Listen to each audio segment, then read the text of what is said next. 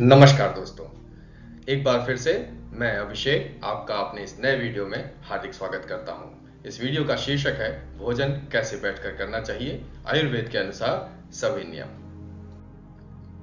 पहला नियम है भोजन सुखासन में बैठकर करें। ये जो स्थिति है, ये सुखासन की स्थिति है। इस प्रकार से बैठने से आपका जो ब्लड सर्कुलेशन है वो पैरों की तरफ रुक जाता है, बाध्य हो जाता है, जिसकी वजह से ब्लड सर्कुलेशन आपके एब्डोमेन रीजन में, पेट की तरफ बढ़ जाता है, जो पाचन के लिए बहुत उत्तम स्थिति है।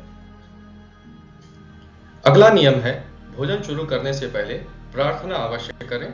ऐसा प्रार्थना करने से आपकी सभी इंद्रियां भूत और भविष्य से हटकर आपके वर्तमान यानी कि आपके भोजन पर आ जाती हैं, जिसकी वजह से आपका शरीर पाचन के लिए तैयार हो जाता है।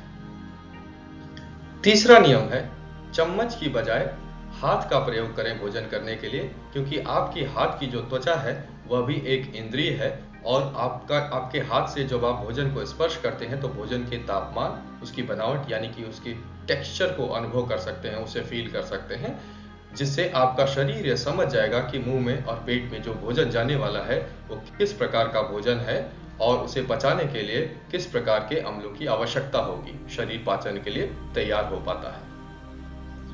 शांत मन से ही, शांत भाव से ही भोजन करें। ऐसा करने से आपके शरीर का रेस्ट एंड डाइजेस्ट मोड यानी कि पैरासिम्पैथेटिक नर्वस सिस्टम एक्टिवेट हो जाता है, जिसकी वजह से ब्लड सर्कुलेशन आपके हाथ और पैर से निकलकर पेट में बढ़ जाता है और तब आप जब भोजन करते हैं तो भोजन ऑप्टिमल डाइजेशन में जाता है, इष्टतम पाचन में जाता है, जो आपको शारीरिक, मानसिक और भावनात्मक रूप से मजबूत करता है और आपके भीतर ओज उत्पन्न करता है, सकारात्मक ऊर्जा का निर्माण करता है। भोजन करते समय टीवी, फोन या कोई सी भी स्क्रीन का प्रयोग ना करें, कोई सी भी किताब ना पढ़ें, आपस में बातचीत ना करें। ऐसा करने से आपकी इंद्रियां, जैसा कि आप इनको देख सकते हैं, इनकी दृष्टि फोन पर है, ना कि भोजन पर है। ऐसा करने से आपका शरीर, आप सिर्फ भोजन में कूड़े की तरह, भोजन को मुंह में कूड़े की तरह डाल रहे हैं और शरीर तैयार नहीं है भोजन करने के लिए। जब आप फोन इत्यादि से हटकर सिर्फ भोजन पे अपने ध्यान को रखते हैं, तभी शरीर तैयार होता है पाचन के लिए और उसका स्वाद, गंध इत्यादि उसका अनुभव कर पाता है।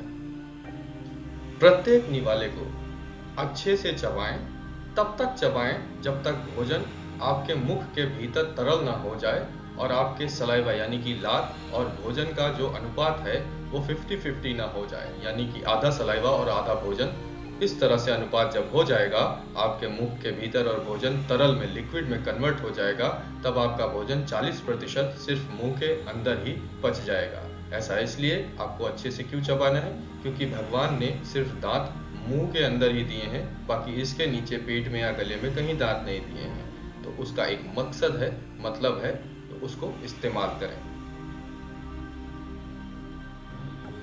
निष्कर्ष: सुखासन में बैठकर भोजन करें, प्रार्थना करने के बाद भोजन करें, शांत मन से भोजन करें, अपने हाथों का इस्तेमाल करें चम्मच की जगह, भोजन करते समय फोन, टीवी आदि का इस्तेमाल ना करें और भोजन को अच्छे से चबाने के बाद ही उसे निगलें। भोजन पर हमारे अगले वीडियो के लिए जुड़े रहें।